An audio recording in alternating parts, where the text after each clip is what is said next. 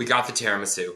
We got the tiramisu at the Super Bowl. It is now called the Tiramisu Super Bowl. Okay, that is how we will refer to this performance from now on. Kendrick Lamar's Tiramisu Super Bowl. Did I come up with that on the spot? Yes. Am I sticking with it? Yes. Wow. Did not think that that would happen. Did I expect that we would start off the Super Bowl with the tiramisu and eat dessert before we got the veggies? No. No, I didn't. I thought we'd go veggies and then dessert.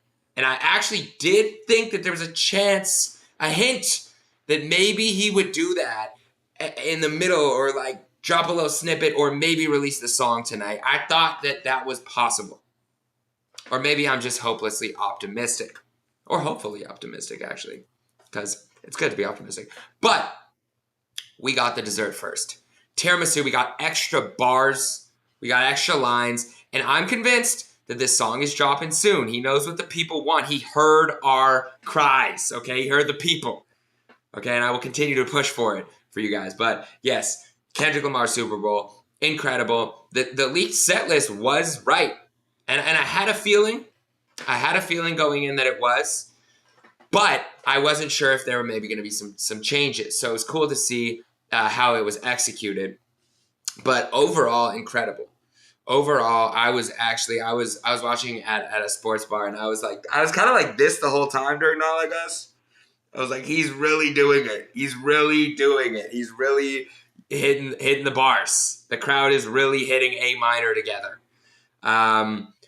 Yeah, I would have been out the country as well. Although I did see after, if you were watching live broadcast, they did show that there's a lot of people in Melbourne, Australia, watching the game. They had signs, they were cheering, and they were, wearing jerseys and stuff. So it was only about noon when the game started in Australia. So there was a lot of a lot of day left to take it in if you were on that other side. Pause. But yeah, my thoughts, incredible. I was actually very satisfied. And not only because I got the dessert, but I just think it was really cool. If you saw any of the Kendrick interviews recently, the thing he did with Timothy Chalamet, or the Apple Music interview with Nadeska and Ebro, which shout out to them, that was a difficult task to do that interview where it was clear you probably couldn't say the word Drake, but they did a good job of at least getting into his mindset while creating GNX. I don't think that interview was meant for the backstory. I do think we need that interview. We need the first-person shooter, like that Euphoria breakdown interview, where we need to add, like, my personal question would have been, what inspired you to drop like that? Like, why did you feel like now was the time where you would come out and say, F the big three, it's just big me? I would want to know that, and I would want to know also, did you react to first-person shooter? Was that a direct reaction? Was there a feature request? Did you ever receive the feature? Like, there's questions we need to know. I don't think that was the place for it. I do think Nadeska and Ebro did a great job of asking about Kendrick's mindset of where he was when he created GNX. So that's kind of like a halfway thing. But back to the original point. If you heard that interview, Kendrick talked a lot about being present and really focusing on the now and not wanting to focus too much on the past, which many great artists feel at different times in their career. But it was very clear that Kendrick is focused on the now. He's focused on the GNX album, his hits right now, and what's coming up with the tiramisu. But he had the car on stage. He performed Peekaboo, which I also thought was kind of a wild thing to perform. Like, that's just what you're talking about. What I'm talking about. What you talking about? Sorry, my face just kind of goes crazy when I rap that song. But yeah, sorry. I went to a different dimension for a second. Yeah, what were they talking about?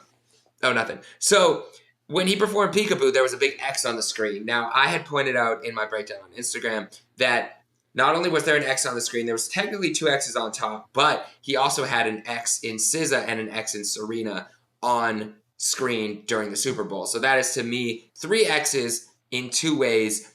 XXXTentacion, Peekaboo. If you saw, Thought Crimes had posted a video about this and tying together, I believe it was Silent Hill and Peekaboo, and how Kendrick alludes to knowing things about Drake, and whether he does know anything more or not, or he's just alluding to the theory that exists online, which you can find in many places on YouTube or Reddit, that links Drake to the murder of XXXTentacion. Whether you believe that or not, or whether Kendrick believes that or not, or whether Kendrick has more information about that or not, it to me was a clear innuendo of like, here is something that I'm putting on screen for you guys to look at. And Drake, if you're seeing this, again, you can't touch me. Don't test me. The rabbit hole gets deeper. Sit back and enjoy the show. It's game over. And to me, this was. At the end, we saw game over. Obviously, we had the X's and O's and the PlayStation buttons on screen and the tic-tac-toe references.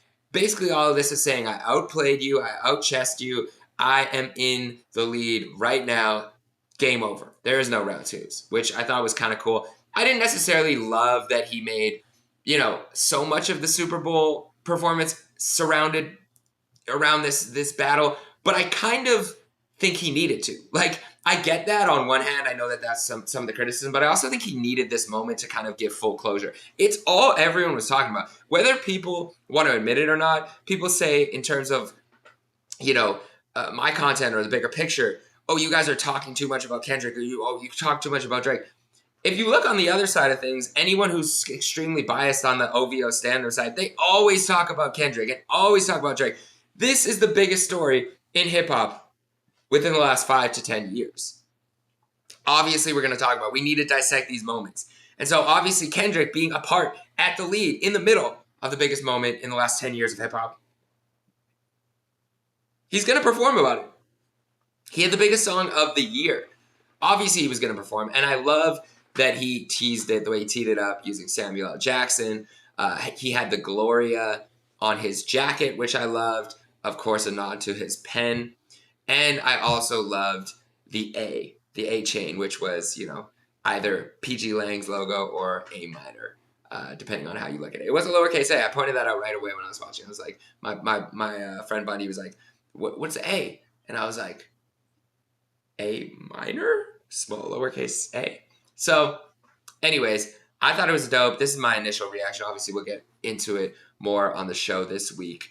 Was there anything you guys noticed? Was there anything that you liked, didn't like? I also did love that Kendrick, he even added some extra lyrics about like the suing. I want to play the favorite song, but they sue. He added the lyric about it being about culture. He added the 40 Acres and a Mule, basically saying this is about more than just rap. Even the divided flag when it comes to him performing Humble and the American flag colors and kind of it being all over the place, but also kind of uniting in a weird way. I think there was a lot there. There's a lot to dissect. And, I'll break it down a little bit more later this week. But those are my initial thoughts. I was super hyped. I loved it. And, there was nothing else I could have wanted except to get the full Tiramisu song. So hopefully we get that soon. But let me know what you guys think in the comments. And I'll see you guys in the next video. Peace.